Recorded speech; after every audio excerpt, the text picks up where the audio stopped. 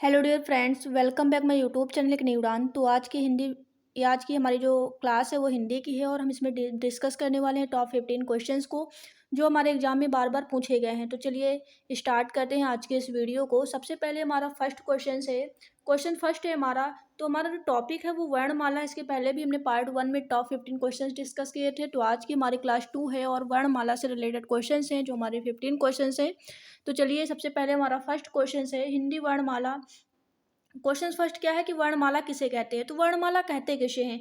जब भी पूछ लिया जाए कि वर्णमाला किसे कहते हैं तो ऑप्शन फर्स्ट है शब्द समूह को, सेकंड है वर्णों के समूह को, थर्ड है शब्द गणना को, फोर्थ है वर्णों के व्यवस्थित समूह को। तो ध्यान देना, वर्णमाला किसे कहते हैं तो जो भी वर्ण होते हैं उनका एक व्यवस्थित क्रम जो होता है वो हमारा क्या कहलाता है, वर्णमाला कहलाता है। तो इसका right answer option number D हो जाएगा।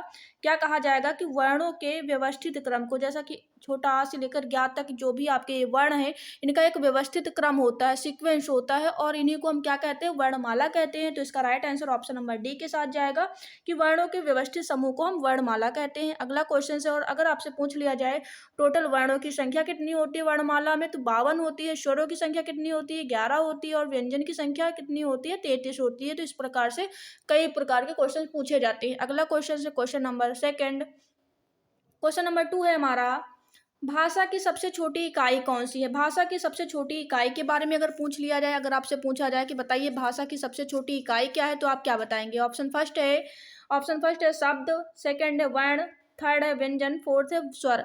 तो भाषा की सबसे छोटी इकाई की बात की गई है। तो भाषा की सबसे छोटी इकाई क्या होती है, तो भाषा की सबसे छोटी इकाई क्या कहेंगे हम, वर्ण कहेंगे। क्या कहेंगे, वर्ण कहेंगे। तो भाषा की सबसे छोटी इकाई ऑप्शन बी इसका राइट हो जाएगा। ऑप्शन बी क्या कहेंगे, भाषा की सबसे छोटी इकाई वर्ण कहते हैं। वर्ण को हम एक और नाम से जानते हैं, वर्ण को हम क्या कहते हैं, ध्वनि भी कहते हैं। नोट कर लेना, वर्ण को हम क्या कहते हैं, ध्वनि कहते हैं।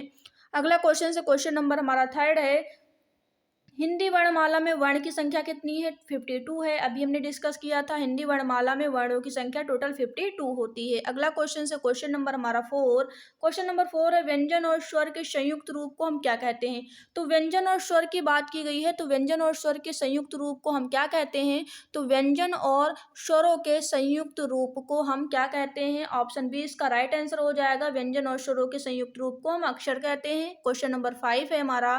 क्वेश्चन नंबर 5 है, एक से अधिक वर्णों के मेल को क्या कहा जाता है। ऑप्शन फर्स्ट है वर्ण कहते हैं, सेकंड है अक्षर, थर्ड है ध्वनि, फोर्थ है वाक्य। तो क्या कहेंगे, एक से अधिक वर्णों के मेल को हम क्या कहते हैं, तो एक से अधिक वर्णों के मेल को हम अक्षर कहते हैं। क्या कहते हैं, अक्षर कहते हैं। इसका right answer option number B के साथ जाएगा। क्वेश्चन नंबर नेक्स्ट है, क्वेश्चन नंबर हमारा 6 है। क्वेश्चन नंबर 6 क्या है, हिंदी में ध्वनियाँ कितने प्रकार की होती हैं।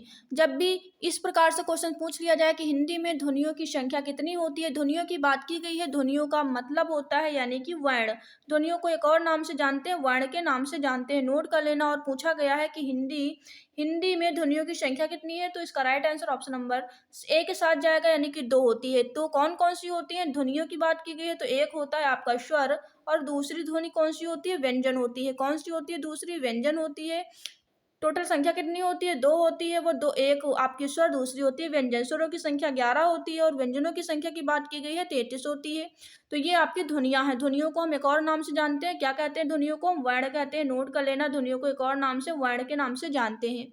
क्वेश्चन नंबर हमारा 7 है। क्वेश्चन नंबर 7 क्या है, भाषा की सार्थक लघुत्तम इकाई किसे माना जाता है। तो भाषा की सार्थक लघुत्तम इकाई किसको माना जाता है। ऑप्शन फर्स्ट है हमारा शब्द को, सेकंड है हमारा मात्रा को, थर्ड है वर्ण को, फोर्थ है अर्थ को। तो किसे माना जाता है, भाषा की सार्थक लघुत्तम इकाई किसको माना जाता है, तो आप कह सकते हैं ऑप्शन फर्स्ट इसका राइट हो जाएगा। भाषा की सार्थक जो लघुत्तम इकाई है वो शब्द को माना गया है। किसको माना गया है, शब्द को माना गया है। क्वेश्चन नंबर हमारा नेक्स्ट है, क्वेश्चन नंबर 8 है। क्वेश्चन नंबर 8 क्या है, लिप चिन्हों के क्रमबद्ध समूह को क्या कहते हैं। लिप चिन्हों के क्रमबद्ध समूह को हम क्या कहते हैं। ऑप्शन फर्स्ट है शब्द कहेंगे, सेकंड है मात्रा, थर्ड है वर्ण, फोर्थ है वर्णमाला। तो क्या कहेंगे, क्वेश्चन नंबर 8 है, लिप चिन्हों के क्रमबद्ध समूह को हम क्या कहते हैं, तो इसका राइट आंसर हो जाएगा ऑप्शन नंबर डी। क्या कहते हैं, वर्णमाला कहते हैं। अभी हमने डिस्कस किया था जो भी आपके आ से लेके ज्ञात तक जो भी आपके वर्ण होते हैं उनका एक व्यवस्थित क्रम होता है और व्यवस्थित क्रम को ही क्या कहते हैं, वर्णमाला कहते हैं। तो इसका राइट आंसर ऑप्शन डी के साथ जाएगा। Question number 9। क्वेश्चन नंबर 9 क्या है, वर्णों के समुदाय को क्या कहा जाता है, वर्णों के समुदाय को क्या कहते हैं। वर्णों का व्यवस्थित क्रम की बात की जाए या फिर वर्णों के समुदाय की बात की जाए तो उसको हम क्या कहेंगे, वर्णमाला कहेंगे। वर्णों के व्यवस्थित क्रम की बात की जाए या वर्णों के समुदाय की बात की जाए तो इसका right answer option number D, यानी कि वर्णों के व्यवस्थित क्रम या व्यवस्थित समुदाय को हम वर्णमाला कहते हैं। क्वेश्चन नंबर हमारा नेक्स्ट है, यहाँ डबल बार टाइप हो गया है। क्वेश्चन नंबर नेक्स्ट है हमारा, वर्णों के समुदाय को क्या कहते हैं, तो इसका right answer option number D हो जाएगा, वर्णों के समुदाय को वर्णमाला कहते हैं। क्वेश्चन नंबर हमारा 10 है। क्वेश्चन नंबर 10 क्या है, निम्न में से दीर्घ स्वर है। दीर्घ स्वर की बात की गई है, तो दीर्घ स्वर की बात की जाए तो दीर्घ स्वरों की संख्या टोटल ध्यान देना, दीर्घ स्वरों की संख्या 7 होती है। कितनी होती है, दीर्घ स्वर की संख्या 7 होती है। दीर्घ स्वर को एक और अन्य नाम से जानते हैं जिसको हम गुरु स्वर या फिर आप कह सकते हैं गुरु स्वर कह सकते हैं, या फिर आप इसको संधि स्वर के नाम से भी जानते हैं। संधि स्वर और दीर्घ स्वर या गुरु स्वर ये सेम होते हैं, एक दूसरे के पर्यायवाची हैं।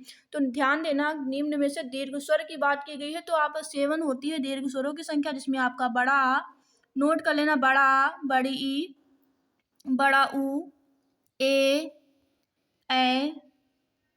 ओ और औ, ये सभी क्या है, ये सभी आपके क्या है, ये सभी आपके दीर्घ स्वर, गुरु स्वर या संधि स्वर होते हैं। और इसमें आपसे पूछा गया इसमें कौन सा निम्न में से दीर्घ स्वर है, तो ये आप नोट करना, ये सारे ऑप्शन आपके मैच कर रहे हैं। तो ये सभी सिर्फ आपका छोटी ई जो है ये क्या है, दीर्घ स्वर नहीं है। क्या नहीं है, दीर्घ स्वर नहीं है। तो यहाँ पे क्वेश्चन पूछा जाता है निम्नलिखित में से दीर्घ स्वर नहीं है, अगर पूछा जाता तो आप राइट आंसर किसके साथ जाते, आप जाते डी के साथ। तो ये क्वेश्चन थोड़ा मिस्टेक हो गई है, तो इसमें आपसे पूछा जाएगा नहीं, यहाँ पे नोट कर लेना नहीं है तो नहीं के साथ जाएंगे डी के साथ। ई जो होता है वो छोटी ई आपका दीर्घ स्वर नहीं है, ये आपका एक ह्रस्व स्वर है। क्वेश्चन नंबर हमारा 11 है। क्वेश्चन नंबर 11 क्या है, क्वेश्चन नंबर 11 है, क्वेश्चन नंबर 11 है, निम्नलिखित में से कौन सा एक मूल दीर्घ स्वर नहीं है। मूल दीर्घ स्वर की बात की गई है, तो दीर्घ स्वर की बात की गई है तो दीर्घ स्वर कौन सा नहीं होगा, कौन सा नहीं होगा, आप सभी को पता है। आपका 7 होती है, दीर्घ स्वरों की संख्या कितनी होती है, 7 होती है, नोट कर लेना, 7 होती है। और कौन सा नहीं है, तो छोटा ऊ अगर आपका पूछा जाए तो बड़ा ऊ आपका एक दीर्घ स्वर है, बड़ा आ है, बड़ी ई है और ओ भी होता है।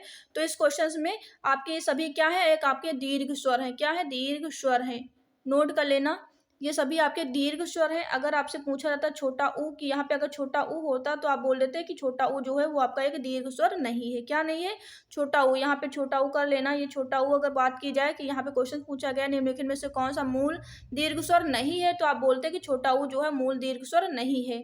बाकी सभी आपके क्या है, दीर्घ स्वर हैं। क्वेश्चन नंबर हमारा नेक्स्ट है क्वेश्चन नंबर 12। क्वेश्चन नंबर 12 क्या है, क्वेश्चन नंबर 12 है, हिंदी भाषा में ह्रस्व स्वरों की संख्या कितनी है। तो हिंदी भाषा में ह्रस्व स्वरों की संख्या कितनी है, ऑप्शन फर्स्ट है 7, सेकंड है 2, थर्ड है 4, फोर्थ है 11। तो हिंदी में ह्रस्व स्वरों की संख्या की बात की गई है तो इसका right answer option number C हो जाएगा, 4 होती है। कितनी होती है, 4 होती है ह्रस्व स्वरों की संख्या। जब भी ह्रस्व स्वर की बात की जाए, ह्रस्व स्वर को हम लघु स्वर भी कहते हैं, तो नोट कर लेना, ह्रस्व स्वर को हम लघु स्वर भी कहते हैं।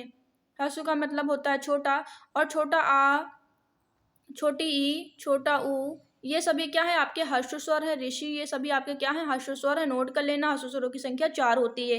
कितनी होती है, ह्रस्व स्वरों की संख्या 4 होती है। क्वेश्चन नंबर नेक्स्ट है क्वेश्चन नंबर 13। क्वेश्चन नंबर 13 है, निम्नलिखित में से दीर्घ स्वर कौन सा है। अभी हमने डिस्कस किया था दीर्घ स्वरों की संख्या कितनी होती है, 7 होती है। और कौन कौन से होते हैं, बड़ा आ, बड़ी ई, बड़ा ऊ, ए ओ और औ, ये सभी क्या है आपके दीर्घ स्वर हैं, क्या है, दीर्घ स्वर हैं। 1 2 3 4 5 6 7, तो ये आपके सभी क्या है, दीर्घ स्वर हैं। और यहाँ पे पूछा गया निम्नलिखित में दीर्घ स्वर कौन सा है, तो इसमें से कौन सा दीर्घ स्वर है। इसमें आपका बड़ा आ भी दीर्घ स्वर है, आपका ओ भी दीर्घ स्वर है, आपका ए भी दीर्घ स्वर है, आपका ए भी दीर्घ स्वर है। तो ये क्वेश्चंस में अगर आपसे पूछा जाता नहीं है तो यहाँ पे आपके ये सभी क्या है, ये सभी आपके दीर्घ स्वर होते हैं। यहाँ पर अगर आपका छोटा आ दिया होता तो आप बोलते कि छोटा आ जो है वो आपका एक ह्रस्व स्वर है, ना कि दीर्घ स्वर है। तो यहाँ पे ये आपके ऑप्शन मिसप्लेट हो गए, यहाँ पे छोटा आ कर लेना, छोटा आ जो है आपका एक दीर्घ स्वर नहीं है। क्वेश्चन नंबर, ये सभी आपके क्या है, ये सभी आपके क्या हैं, ये सभी आपके दीर्घ स्वर हैं। क्वेश्चन नंबर हमारा 14 है। क्वेश्चन नंबर 14, किस स्वर के उच्चारण में दीर्घ स्वर से भी अधिक समय लगता है। तो ध्यान देना, अनुस्वर, अनुनासिक, ह्रस्व या प्लुत, तो किस स्वर के उच्चारण में दीर्घ से भी अधिक समय लगता है, तो ऑप्शन डी इसका राइट आंसर हो जाएगा। जो प्लुत स्वर होते हैं उनमें जो है दीर्घ स्वर से भी अधिक समय लगता है, किसमें, ऑप्शन डी इसका राइट आंसर हो जाएगा। प्लुत स्वर में दीर्घ से भी अधिक समय लगता है, जैसे कि आप ओम करते हैं तो ओम में जो है दीर्घ से भी अधिक समय लगता है। क्वेश्चन नंबर हमारा 15 जो कि लास्ट क्वेश्चन है। क्वेश्चन नंबर 15 क्या है, प्लुत स्वर कौन सा है। प्लुत स्वर की बात की गई, प्लुत स्वर कौन से होते हैं जिसमें हर्ष और दीर्घ से भी अधिक समय लगता है, वो हमारे प्लुत स्वर कहलाते हैं। जैसे ऑप्शन फर्स्ट है ओम, सेकंड है ओम, थर्ड है ओम, फोर्थ है ओम। तो इसमें राइट आंसर क्या होगा। तो प्लुत स्वर कौन सा होता है, वे स्वर जिसमें हर्ष स्वर और दीर्घ स्वर से भी अधिक समय लगता है, वो हमारे प्लुत स्वर कहलाते हैं। तो इसका right answer option number D के साथ जाएगा। क्या हो जाएगा, ऑप्शन नंबर डी इसका राइट आंसर हो जाएगा। प्लुत स्वर कौन से होते हैं, जो ओम जो है हमारा, वो हमारा एक प्लुत स्वर है। तो ये हमारे टॉप 15 क्वेश्चन थे। जो हमारा जो टॉपिक था वो वर्णमाला का था और यहाँ से एग्जाम में क्वेश्चन पूछे जाते हैं। तो ये हमारे वेरी इंपॉर्टेंट क्वेश्चन हैं जो हमारे एग्जाम में बार बार पूछे गए हैं। आई होप आप सभी के लिए वीडियो हेल्पफुल रहा होगा। तो इसी तरह की वीडियो को देखने के लिए आप सभी लोग हमारे चैनल को सब्सक्राइब जरूर कर लें, जिससे आपको इसी तरह के वीडियो कंटिन्यू मिलते रहेंगे। तो आज की वीडियो में इतना ही। इसके पहले भी हमने क्लास फर्स्ट हिंदी की जो हमारी वर्णमाला की क्लास फर्स्ट है उसमें भी हमने टॉप 15 क्वेश्चंस डिस्कस किए थे। अगर आप लोगों ने नहीं देखा है वीडियो को तो आप लोग प्लेलिस्ट में जाकर देख सकते हैं। नीचे डिस्क्रिप्शन बॉक्स में आपको वीडियो का लिंक मिल जाएगा, आप वहां से भी देख सकते हैं। तो आज की वीडियो में इतना ही। हम आप सभी से फिर मिलेंगे नेक्स्ट वीडियो में। तब तक के लिए thanks for watching this video.